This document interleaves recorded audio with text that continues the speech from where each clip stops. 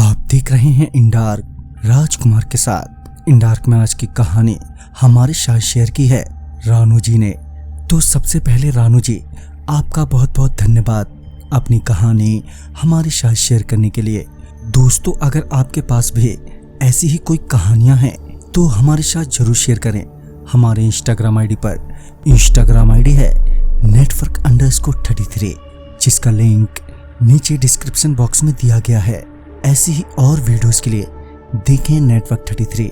तो चलिए बढ़ते हैं आज की कहानी की ओर।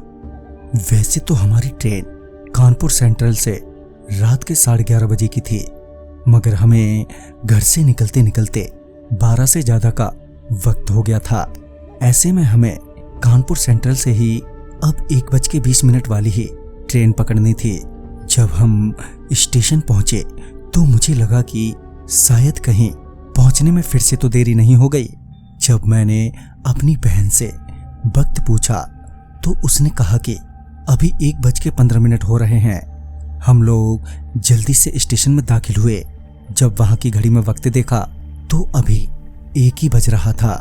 तभी मैंने राहत की सांस ली और फिर अपनी ट्रेन की इंक्वायरी करने पर मुझे पता चला कि ट्रेन प्लेटफार्म नंबर 3 पर पहले से ही लगी हुई है। तभी हम जल्दी से ट्रेन में चढ़े।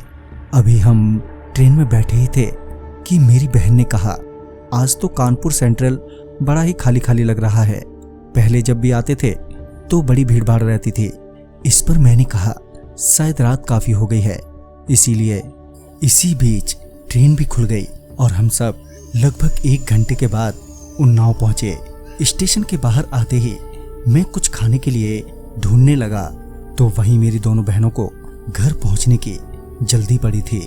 तभी उन्हें एक रिक्शा भी मिल गया, मगर मुझे खाने के लिए अभी तक कुछ भी नहीं मिला था, क्योंकि रात होने के कारण सभी दुकानें बंद जो हो गई थी।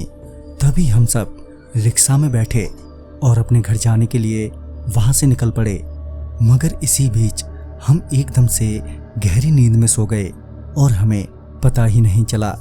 जब हमारी आंख खुली तो हम नॉर्मल स्कूल के सामने की सड़क पर लेटे हुए थे और वो रिक्शे वाला वहां पर नहीं था। हम तीनों भाई बहन पहले तो थोड़े डर गए, ये सोचकर कि कहीं उस रिक्शे वाले ने हमें लूट तो नहीं लिया। मगर जब हमने अपना सामान चेक किया तो सब कुछ सही सलामत था और अब घर भी कुछ ही दूरी पर था। तभी हम तीनों ने अपना अपना बैग उठाया और उसी स्कूल के रास्ते अपने घर के लिए चल दिए। अभी हम स्कूल के ग्राउंड को पार कर ही रहे थे कि मेरी एक बहन ने कहा, मेरा एक पांव अटक गया है। जब मैंने पीछे पलटकर देखा तो पाया कि उसका एक पांव जमीन में धंस गया है। मैं अभी मदद करने के लिए बढ़ा ही था कि मेरी बहन और अंदर तक धंस गई। मैं तुरंत ही उसका हाथ पकड़कर जोर से खींचने लगा, मगर मैं जितना जोर लगाता वो उतना ही और अंदर धंसती चली जाती। मुझे घबराहट होने लगी थी। मैं अपनी बहन का हाथ पकड़े उसे बाहर की ओर खींचे ही जा रहा था। तभी वो एकदम से बाहर आ गई। तभी हमारी नजर अपने बैगों पर पड़ी जो लगभग पूरी तरह से जमीन में धंस चुके थे। हमें समझ नहीं आ रहा था कि आखिरकार ये हमारे साथ हो क्या रहा है। तभी हमें अजीब सा शोर सुनाई देने लगा जो बहुत ही डरावना था। हम तीनों भाई बहन तुरंत ही स्कूल के अंदर की ओर भागे और स्कूल की गैलरी में खड़े होकर देखने लगे कि ये आवाज कैसी है। तभी स्कूल के कमरों के गेट पर जोर जोर से पीटने की आवाजें आने लगी।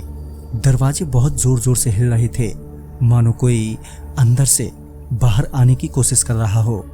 हम वहां से फौरन भागे और भागते हुए हमने देखा कि स्कूल के दरवाजे एकदम से खुल गए और उसमें से बहुत सारी काली परछाई जैसी चीजें बाहर निकलने लगी। तभी हमने और तेज दौड़ना शुरू किया और जैसे तैसे हम घर पहुंच गए। घर पर भी कोई नहीं था। मम्मी पापा किसी रिश्तेदार के घर गए हुए थे।